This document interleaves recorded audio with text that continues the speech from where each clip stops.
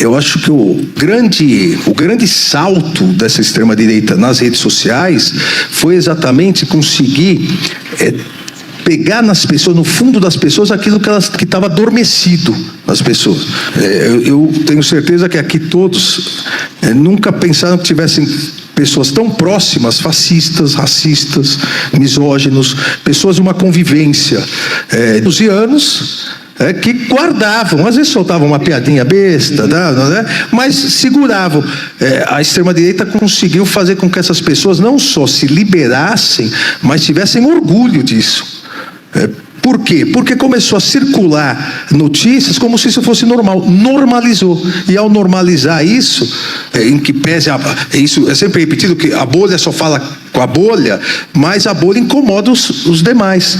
Essa normalização do que sempre foi, diríamos, errado, essa normalização foi, ao meu ver, o grande êxito dessa extrema-direita contra a democracia. O Brasil abandonou de forma efetiva essa questão de aplicar a lei rapidamente, aplicar a punição rapidamente. Basta ver, e eu repito sempre isso, o que as redes sociais se tornaram, uma terra sem lei. E no momento em que se pretendeu regulamentar isso, atos criminosos fizeram para jogar a população contra os parlamentares. A educação vai resolver? Vai resolver a médio e longo prazo. Parte da educação, não só atual, mas das futuras gerações, parte da educação é mostrar que tudo que você faz tem uma responsabilização, que você tem liberdade com responsabilidade, senão nós não vamos conseguir avançar. Nenhum país do mundo civilizado chegou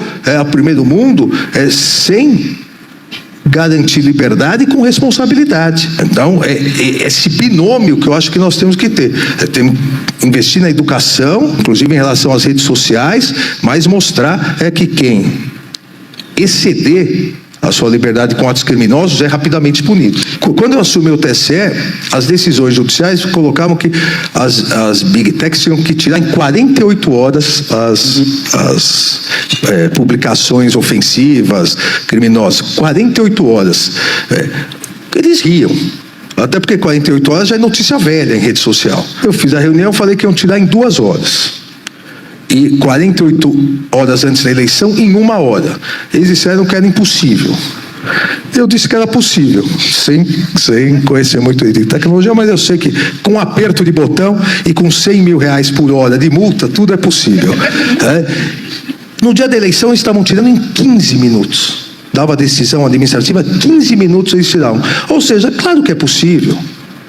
É má vontade, é comodismo, é muito dinheiro envolvido. Como é possível impedir pornografia infantil, pedofilia e questão de direitos autorais? Isso todas as Big Techs evitam. Eu perguntei nas reuniões para todos, eles disseram mais ou menos 92%, 93% não tem um clique. Os outros 7%, se a gente ficar na dúvida, vai porque é tudo inteligência artificial. Os outros 7%, 8% vai para uma equipe que analisa e aí resolve isso. Ele já tem um mecanismo. É só incluir, que é uma das minhas propostas ao Congresso, é só incluir outras questões.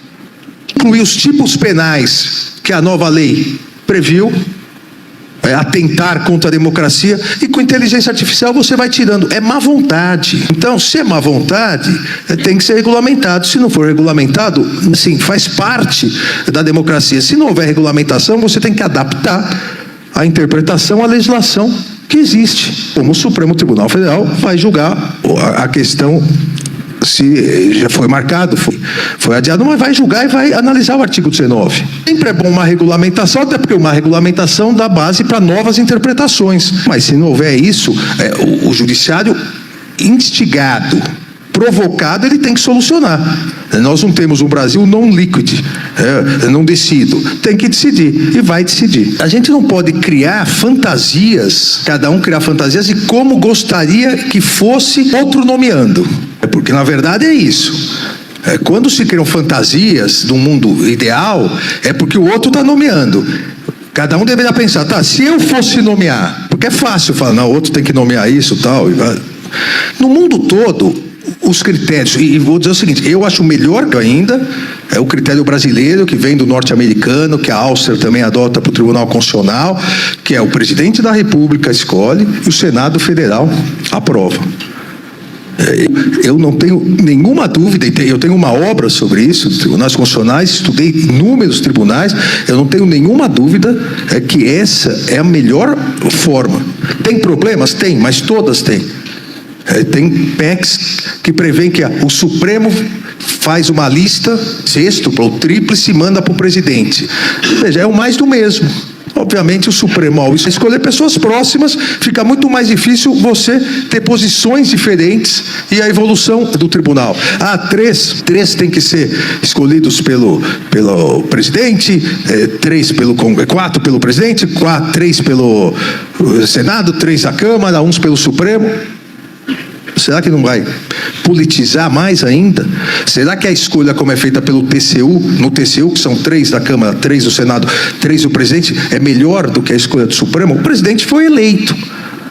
Se nós pegarmos, e às vezes se faz também a comparação errônea, se nós pegarmos os Estados Unidos, nenhum presidente democrata escolhe um republicano. E ninguém lá fala, que absurdo, o presidente escolheu um republicano que pensa igual a ele. Ele vai escolher alguém que pensa diferente dele? Essa escolha e ao mesmo tempo o mandato de presidente da República e vitaliciedade de ministro do Supremo é exatamente para que com o tempo isso vá se diluindo e forme dentro do tribunal de vários pensamentos ideológicos de várias presidências da República, até porque quem chegou na presidência da República chegou porque a maioria da população elegeu.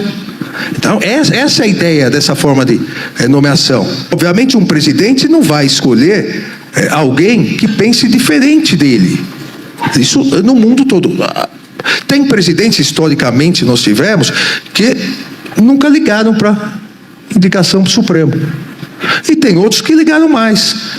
Hoje, pela realidade que é o Supremo Tribunal Federal no Brasil, então isso já não se coloca mais. Hoje a escolha se dá como nos Estados Unidos. Nos Estados Unidos, a campanha presidencial, os presidentes sempre falaram isso, de ter 2 vagas, e vão refletir. Se o presidente é a favor do aborto, ele vai colocar uma pessoa a favor do aborto. Se o presidente é contra o aborto, ele vai colocar uma pessoa contra o aborto. E ninguém critica por causa disso. Qual a ideia da forma de nomeação? O presidente que foi eleito pela maioria da população, ele vai colocar alguém, e o Senado tem que aprovar, vai colocar alguém que defende os mesmos valores dele, valores ideológicos, valores da economia, para que aquele momento de poder dele, pelo menos as ideias básicas, se perpetuem. Essa é a regra constitucional. Isso foi em que 1787 a Constituição americana colocou e o Brasil repetiu desde a Constituição de 1891. Essa é a ideia. Não é fazer um favor pessoal, não é fazer um favor familiar, mas é que as pessoas pensem semelhantes. Um presidente de direita não vai colocar, em tese, um ministro de esquerda. E vice-versa, mas pode até colocar se outros valores ele entender que aquela pessoa tenha. E aí até eu adianto que é uma crítica também equivocada que se faz ao Senado Federal brasileiro. Faz essa crítica, e quem faz é porque, com todo respeito aqui, não entende como funcionam as coisas. O Senado nunca recusou. Lá, só o Marechal Floriano que indicou 5 e depois não foram referendados. É verdade. O Senado americano esse que é o bom, né? Nossa, são questões diversas. Por que o Senado não recusa? Porque o presidente, ele não indica quem ele sabe que o Senado vai recusar. A dinâmica brasileira é essa. Eu não vou citar nomes aqui, mas ao longo desses quase 35 anos da Constituição, nós tivemos pelo menos 3 nomes que presidentes queriam indicar e sabiam que não iam passar no Senado, ele nem indica. Ele vai consultando. É só vocês procurarem no Google. Os nomes saem, a oposição fala que não, o Senado naquele momento está forte de oposição. O presidente recua para não ter que indicar e tirar. a indicação. É uma outra dinâmica. Até porque a dinâmica no Brasil é muito mais difícil.